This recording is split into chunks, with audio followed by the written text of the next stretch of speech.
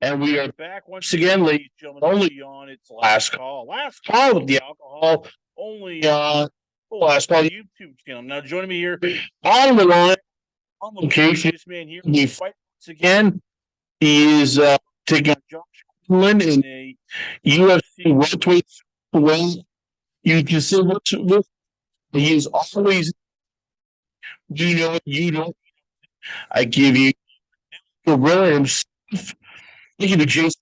So Jason who is Josh Quinlan. How weird is it you take on a kid who he's still very new? I mean, only has seasons on top career. You have over 25 here. I mean, how weird is it to take on a guy who is making his UFC debut and yet he's still a baby? Hey, bud, you're kind of breaking it here. Some words and then some words fade away. Can you try that again? So, how weird is it taking on a guy who is, for all intents and purposes, still a newbie? Yeah, I mean it's his experience level is not going to be there. So that, I mean, you can. The way I look at it is the butcher can only slaughter the lambs he's given. So you give me who they give me, and that's who I'm going to beat. You like most guys you face though. It's been you've seen them probably because they've been fighting on TV, like Brian Barberina, Philip Rowe. He's a bit different. He's fought in LFA a couple times. There's probably not much video. So how do you prepare for a guy where there's just not much? So you're trying to figure out what he's going to do since he hasn't fought, in almost over a year. Yeah, I mean, there are challenges with that too. But I have a couple teammates like Dallas Jennings fought him a couple fights ago. Obviously, it was a couple years ago, but I could pick kind of his brain apart a little bit and kind of see what Quinlan did in his fight and what we can adjust for that. It really doesn't come down to what Quinlan can do. It really comes down to what I'm going to do that night and how I present myself in the cage. And if I show up that night, then it's easy money. Now I've heard that a lot from guys. Like if we show up and if camp goes well, and I know you're not going to tell us how your camp's going because it's a trade secret, but for you, No, like what is it? Like because there's been fights you've done well, and there's been fights not. Like for you, when is it that you could just feel like okay, tonight's gonna be a night, or tonight it's just gonna be tough. Like when do you start realizing like everything is gonna be just humming along? yeah, man, I'm not one of those guys that secret training camp really wasn't going great. I'll be honest with you. I was feeling like shit. I wasn't happy with the fight. I wasn't confident. And that has nothing to do with him. That's all me in its own self. The last couple of weeks have really turned around, and I really feel like I'm on top of my game, and that's kind of what I need to do. For me, it's just been, I went to the institute a couple of years ago and made sure that everything was running right. And they're like, hey man, you're got to figure this shit out. And from then on, I've kind of just dug into my health, my sleep schedule, what I'm taking, what I'm doing. And, sometimes that pays off, sometimes it doesn't. The last fight, I really didn't do well because of the wake up I had and because of the rehydration process. And, I went to a couple of doctors and found out some family history that doesn't really need to be talked about too much, but it's going to pay off in the fight because it'll help out a lot what my training schedule is like.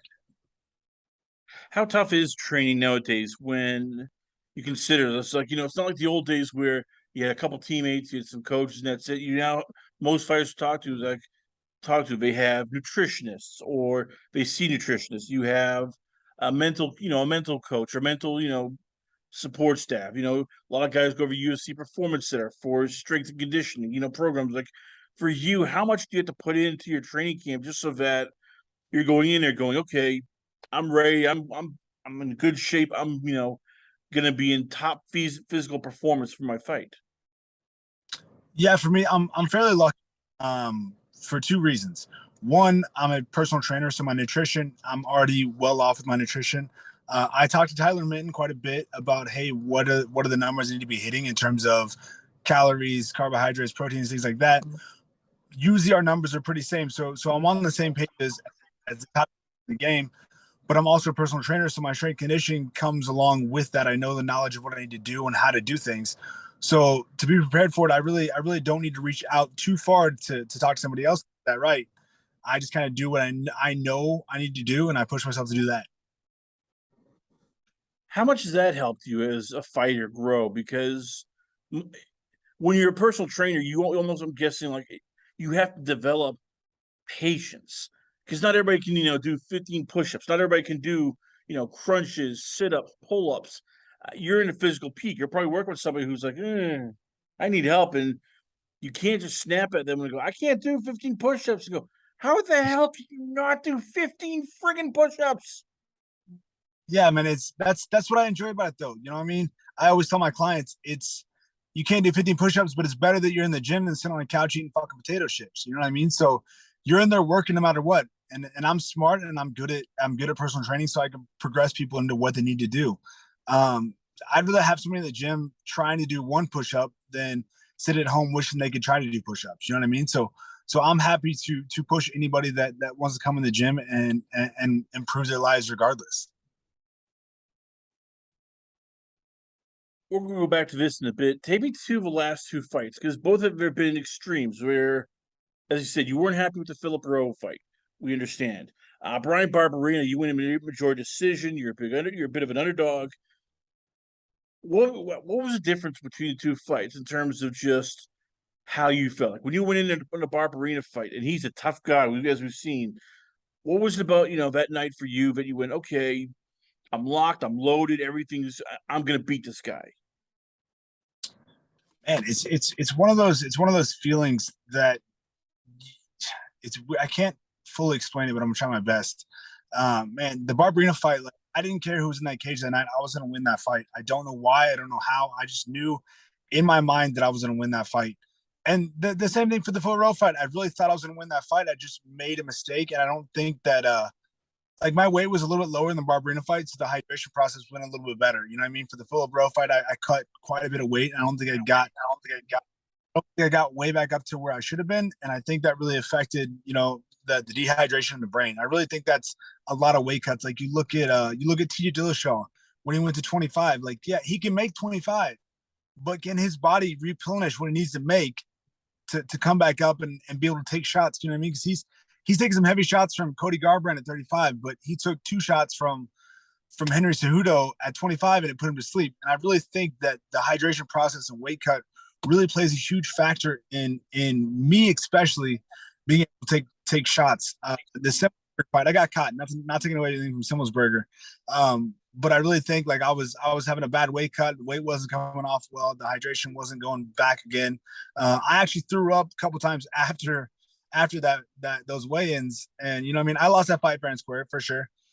Same with Phil Rowe, but I really look at the hydration factor and the weight cut that played a huge factor in whether I could take a shot or not. Because the Barberina fight, that dude hit way harder than any of those guys, and I don't want to say I could take a shot because I fell over a couple times, but really, if you look at it, I really took the brunt of his hard shots and just kept moving. How tough is it making the weight at times? Because let's face it, you're 5'10", 35 years old, you're cutting to 170. I'm guessing you walk around probably 195. It's not like you're a chubba chub. So how do you how do you find ways to now going forward to make sure that okay, besides the hydration of I want to be healthy, I want to be strong, but I still want to cut this weight and not all of a sudden, feel like, oh crap, I just literally have been thrown, put into the ringer, came out and had every juice squeezed out of my body. Yeah, it comes down to, like I said, going back to the history of things I need to work on, and I just looked back at what I could fix in terms of health wise, and I've really done a good job of cutting things out that hurt my body and then putting things in that really help my body. I don't walk around huge. Like 195 is me when I'm eating pizza and Golden Corral. You know what I mean? So 195 is a pretty high weight class. I walk around like 187, 190, really, and it used to be a couple years ago to walk around like 183. So I'm not a big welterweight. I'm strong, I'm thick, but the weight cut's really not super hard in terms of, I'm not cutting 30, 35 pounds, something like that. So it's not terrible. We the last couple guys I've talked to, they've all talked about mental health. And one of the things every fighter stresses is you can't let it get to you. The loss, you can't let, build up wins. You can't get too high on. How tough is that though when you wear your emotions on your sleeve because it's not just the win itself. It's going through the whole struggle. It's beating this guy after going through hell in training camp, sacrificing all of this here. For you, how do you quickly put it behind you, no matter what, so that you're not going. I'm right on High Street here because I'm on a one fight win streak. Or oh crap, I just got knocked out in 16 seconds. I hope it doesn't happen again. And you start carrying all that emotion going into the next fight. Yeah, you really got to have a short memory in the game. You really do. You know what I mean? You're one of my favorite lines from James Krause is you're not a winner if you win, you're not a loser if you lose. It really is what you do afterwards that dictates the next step in life. You know what I mean? So like if I lose, I lost 15, 16 seconds. I just got to bounce back and how can I push harder in the next fight? What can I do different? You just have to learn from your mistakes and that's built in the gym. You know what I mean? Like I've had mental coaches and I really believe that they help. They help me out a lot. But I think at the same time, you have to have that blue collar work ethic to go put yourself in that fire over and over again. You know what I mean? Like I don't. After losing a fight, nobody wants to go back to the gym and get beat up again. It's just the way it is. But that's what you have to do to get through that. You have to go back and pick the toughest son of a bitch in the gym and do 5 rounds with him and just understand you're going to get beat up and understand you're going to lose. That's how this game is. And the more you put yourself to the fire, the more you're going to come out on top, in my opinion. How much does it help having James Krause as your trainer and a guy that he's been, he can, most trainers you have, and there's some great trainers, a lot of them never fought. They never were in the UFC or they would never were in high MMA. So you're listening to them, but you're always probably thinking, you have no idea what I'm going through. You've never been in my shoes. He's one of the few guys who can look and go, I know what you're going through. I've been in your position. I know exactly what you're talking about. You go, yeah, you actually do. Yeah, I mean he's definitely the leader of the group. He's definitely the lead by example type guy. He's never going to ask you to do something he wouldn't himself do, and that earns respect. And I really feel like that's the top thing that most coaches need. You need to earn the respect of the people that you're telling to go to war. Like you can't not do this and then go tell somebody to go fight this guy and expect them to have the same respect for you that you need to have to win the fight. He really is. He's a top notch coach and he learns a lot too. He learns how he's not fighting styles. Fights. He does all that. He watches fights. He watches every single fight. He picks apart stuff. But he also looks at like thought process or how people learn. You know what I mean? You have gross motor skills. You have fine motor skills, and he looks at like me. I'm a gross motor skill. Like I'm a fast twitch fiber guy. Like that's just how I learn stuff. And so he looks at that and he learns how to coach people too. So it's not just hey, you need to do this to win. You do this. It's hey, how do you learn? And how can I fix that? And for me personally, he's really just outside the gym. He's helped out a lot financially and stuff like that too. But inside the gym, he's really like he understands that I'm a I would say an overthinker in a sense, right? So like if somebody tells me how to do one thing, think then mess it up. Instead of he's just like if he tells me how to do this, I'm gonna mess it up. Like that. So he just says, hey man, go out, do your thing. We're gonna work on these certain skills to help you win the fight. But you just got to go put out there and do what you do best. Because if I overthink something, then I mess it up. If I don't, I'm a fucking monster. Do you ever get envious of other athletes here? Because for those who don't know, we have Jason Witt here once again, Vanilla Gorilla. You work a full time job. You also been trained for your UFC career and your UFC. You're doing all these two things here. You're trying to have a normal life. You're not getting paid as much as guys who are in a fight game, guys who are playing, even European basketball or European hockey. I mean, do you ever get frustrated going, when the hell's my guy coming? When is this going to happen? Or when can I get some time so I can just unwind and not feel like I'm, literally on a friggin' hamster wheel going around and around and around just so I can, make enough money and also put money back into my training. Yeah, man, I'm a very fortunate individual. I fought for so many years to be in the UFC, and it took a long time, and I had to take a 48-hour notice fight to get in the UFC and get a contract. I'm very grateful for where I'm at. I'm very grateful for the money I get to make. I do have a full-time job. I enjoy training clients. I have a wife who who makes really good money. So I'm very fortunate in that aspect. Man, I'm enjoying the ride, and I love the shit out of this. I have multiple streams of income that help me make money, so I know that fighting is not just going to be the one income that I have. I have the gym, I have personal training, I have real estate, I have a couple other things, and so I'm just enjoying what I do, and I just appreciate everything that I have at the moment. And then if those bigger money fights come along, I'm definitely in on those too. So yeah, I gotta ask about the real estate. Does it ever get weird where after the Barberina fight, you probably might have like maybe a shiner or there's some bruises, you're selling a house to somebody and go, what the hell happened to you? Did you get mugged? Did you get jumped because you don't know who you are yet? It's like, oh, I don't know. I was in a fight. Should have seen the other guy. He was much better shape, but they're still looking, going, what the hell is happening here to this guy? Now, most people, real estate. So I don't actually sell real estate. I'm not a real estate agent or something like that. I just buy like rental properties and rent those out to tenants. So really, it's really not a big deal, and I'm trying to get more of that game too. Most people who do know me know that I fight, and they see a black eye, they completely understand why. I do think it's weird though that like even the people that I know, and I get a black eye, they're like, "What happened to you?" I'm like, I get like I fight for a living. I get punched in the face. I don't know why you're still asking me why I got a black eye. Like I thought it was a normal understanding thing now, but I guess it's not. How do you find time for the wife? Because as you said, you have multiple streams of income. She works, you work, you have your UFC career. You also train people here. And I'm guessing you guys want to have time off. So how do you do it so that you can put aside time and that she understands, or like, okay, we're gonna go out to dinner, but I can't have too much drink, or I can't have too much to eat. She's just not gonna eat too much in front of you because you're cutting weight. You're not going, God damn it, why did you order a second plate of cheesy puffs? I'm drunk. Man, I kind of set those guidelines the first date we had. I mean, I've always told every girl I dated when I was fighting that, hey, this is what I'm doing. If you don't like it, there's the door. And that's not me being an asshole. That's just I know who I am and what I'm gonna do. And if I can't fight, then it's not gonna work out anyways.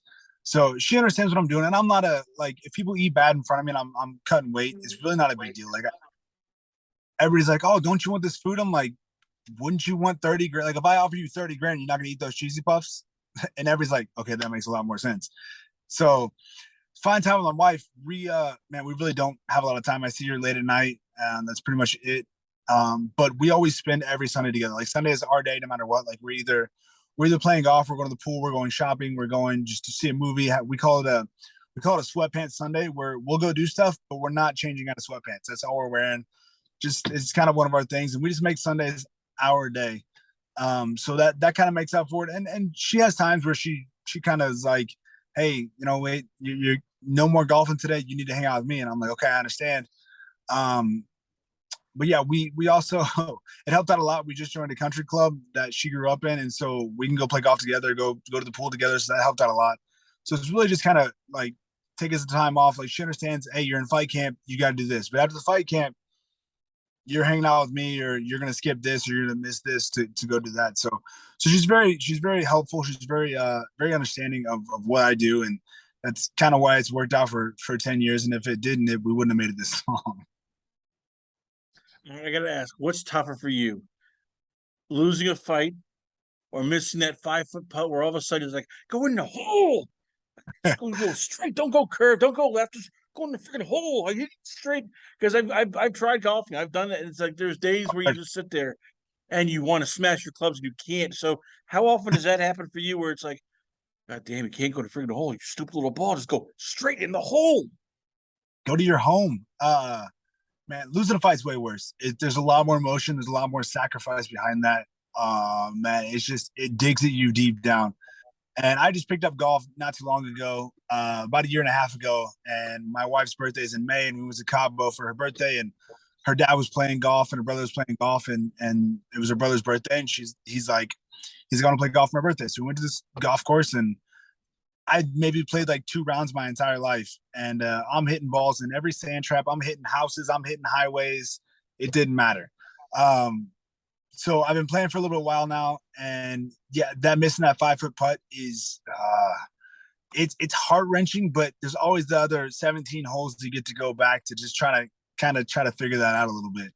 But yeah, they're both bad. But I would definitely say losing a fight is a little more heart wrenching. Last question for let you go. Once again, it goes back to Josh Quinlan. I know you say you don't, every fighter says we're not going to prepare for him. We're going to do the best, prepare to make ourselves the best fighter. In a case like this, where he's probably feeling jitters, it's his UFC debut. He's never done this before. Does that change your game plan in terms of like you're thinking, well, maybe we'll go straight out and try to just jump quickly, or what, I'm going to try dragging his ass deep water and see how he can do. After that first 2 minutes of adrenaline, like how much does that go into factor when you have a guy who he's probably just getting nervous because all of a sudden this is the big time. This is the big show. You've been in his shoes before, and you know what it's like when all of a sudden people go, "Oh crap, this is it now. It's reality." Yeah, it's definitely going to play a factor. Do you think the UFC jitters are a real thing? Man, we call it kind of settle them into the fight. Everybody comes out with that real just tight, ready to go fight, and you really just got to settle them into the fight real quick. And I mean, maybe that's just a clinch, maybe that's just clinch, maybe just hold him against the fence, just get him a little bit calm. Because you look at the fight, the later the fight goes on, you got really good feet. First round, second round, your feet slow down a little bit, so you get settled in that fight, and just get him kind of a little bit calmer into the fight. And that's really where I can just pick things up. I mean, he's gonna come out real hard, real fast for the first round, and I think he's gonna find out real quick that that's not gonna work against me. And I really think that he'll end up kind of like Barberine did. He'll end up on his back real quick just from like over exaggerating on shots. Very heavily, ladies and gentlemen. Once again, we're proud to have on the show. I give you it is well, the action-packed extraordinaire himself. I give you a Vanilla Gorilla. I give you Jason Witt. Jason, before I let you go, so where can fans check you out at? Where is the Instagram, Twitter, Facebook, website? Where and who are the sponsors going to be for this fight coming up? Yeah, man, I'm my main social media is Instagram. It's the _Vanilla Gorilla. Everything from there goes to Facebook, so it's just Jason Witt on Facebook or Jason Witt MMA on Facebook. Man, I don't have a lot of sponsors. I really don't. I kind of focus on the fight camp and just go from there. But man, I appreciate having me on this podcast. I'm not sure if I've ever talked before, but I'm really appreciative of you bringing me on. And a pleasure's all ours to have you on making your debut. We always love that. Looking forward to your fight. Once again, Jason Witt, ladies and gentlemen. We come back. Stay tuned for more great action coming up only on Last Call. Last Call for the alcohol, only on the Last Call YouTube channel.